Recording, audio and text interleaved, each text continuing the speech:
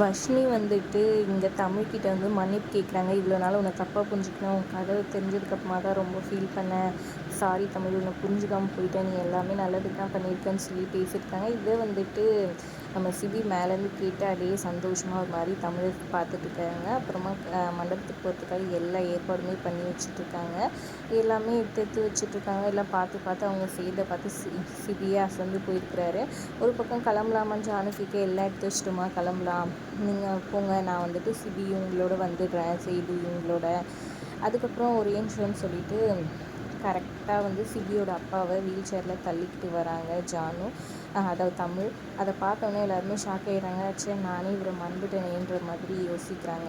என்னங்க, நானே மறந்துட்டேன், இந்த பொண்ணு கரெக்டாக இது பண்ணிட்டா அப்படின்ற மாதிரி அவங்க ஒய்ஃப்மே ஃபீல் பண்ணுறாங்க. அப்புறம் அவரை கூப்பிட்டுக்கிட்டு காரில் அவங்க எல்லோரும் கிளம்ப, இங்கே எல்லோரும் ஒரு பக்கம் கிளம்பிடுறாங்க. இன்னொரு பக்கம் இங்கே பார்த்தீங்கன்னா மண்டபத்துக்கு கரெக்டாக வந்து இறங்கி தமிழ் வந்து வாசலில் நின்று ஜானுக்கிட்ட ஏதோ கல்யாணத்துக்கு இதை பண்ணோம் அதை பண்ணோன்னு சொல்லி இது பண்ணிகிட்டு இருக்கிறாங்க.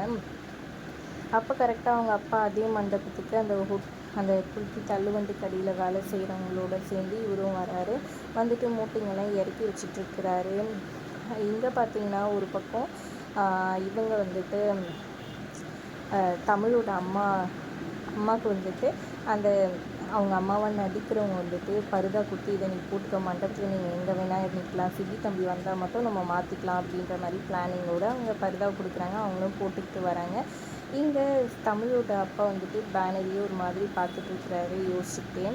அப்புறமா அந்த கூட வந்தவங்கெல்லாம் கூட்டிகிட்டு போயிடுறாங்க. இன்னொரு பக்கம் இங்கே கல்யாண மண்டபத்தில் எப்படியாவது சிபி என் மேலே இன்னும் கோவமாக இருக்கான், அவனை என் கூட க்ளோஸ் ஆக்கணும்னு அவங்க அண்ணன் கிட்ட சொல்லிட்டு இருக்காங்க சமயத்தா. அப்போ அவங்க அண்ணன் ஒரு ஐடியா சொல்கிறாரு. இப்போ மெஹந்தி ஃபங்க்ஷன் ஆரம்பிக்கிறதுக்கு முன்னாடி ஒரு சின்ன விளையாட்டு வச்சுக்கலாம். மெஹந்தி வந்துட்டு நான் ஒழிக்க வச்சுருக்கேன் இந்த மண்டபத்தில் எங்கே வேணால், அதை யார் கண்டுபிடிச்சி எடுத்துகிட்டு வராங்களோ அவங்க கைக்கு தான் வந்துட்டு மாப்பிள்ளை வந்துட்டு மருதாணி வச்சு விடுவார் அப்படின்ற மாதிரி சொல்கிறாங்க. இவரை வந்துட்டு சமீபாக்கிட்ட நான் பூக்குள்ளே ஒழிக்க வச்சுருக்கேன், அதை வந்துட்டு கொஞ்சம் நேரம் தேடுற மாதிரி நடிச்சிட்டு அப்புறமா எடுத்துன்னு வந்துக்கலாம் அப்படின்ற மாதிரி சொல்கிறாங்க. எல்லோரும் ஒரு பக்கம் தேடிட்டு இருக்காங்க. நடுவில் வெண்பாவும் வந்துட்டு தேடிட்டு இருக்காங்க. ஒரு லேடி வந்துட்டு சாதாரண கிண்ணத்தில் வந்துட்டு எடுத்துகிட்டு போகிறாங்க மருதாணி. அதை பார்த்துட்டு அக்கா எனக்கு இது கொடுங்கன்னு சொல்லிட்டு வாங்கிட்டு வந்து நான் கண்டுபிடிச்சிட்டேன்ற மாதிரி சொல்ல, நீ இப்படி சொல்லுவேன் தான் தெரியும், அதில் சிபின்னு பேர் போட்டிருக்கோம், இது கிடையாது அப்படின்ற மாதிரி சொல்லிடுறாங்க. அதனால் வெண்பா ஏமாந்து போயிடுறாங்க. அப்புறம் அங்கன்னு தேடிட்டு இருக்க மாதிரி நடிச்சிட்டு அப்புறம் சமீதாவும் அவங்க அண்ணனும் அந்த பூக்குள்ளே போயிட்டு அந்த மெகந்தியை தேட பார்க்குறாங்க. ஆனால் அதுக்குள்ளே அந்த மெகந்தியே இல்லை, அதாவது மருதாணி இல்லை. எங்கடா போச்சுன்னு 2 பேரும் ஷாக்கில் இருக்கேன். இங்கே தமிழ் அழகாக வந்துட்டு அப்படியே ஒரு தட்டில் அந்த மெகந்தியை வச்சுட்டு அப்படியே எடுத்துகிட்டு வராங்க. சிபி அதை நோட் பண்ணிடுறாரு. அப்படியே ஷாக் ஆகி அப்படியே தமிழையே பார்த்துட்ருக்காரு. எப்படியும் இப்போ தமிழுக்கு அவரே மருதாணி வச்சு விடக்கூடாது. இங்கே ஒரு பக்கம் வீராவும் மாறனும் வந்துட்டு அதே மண்டபத்துக்கு வராங்க.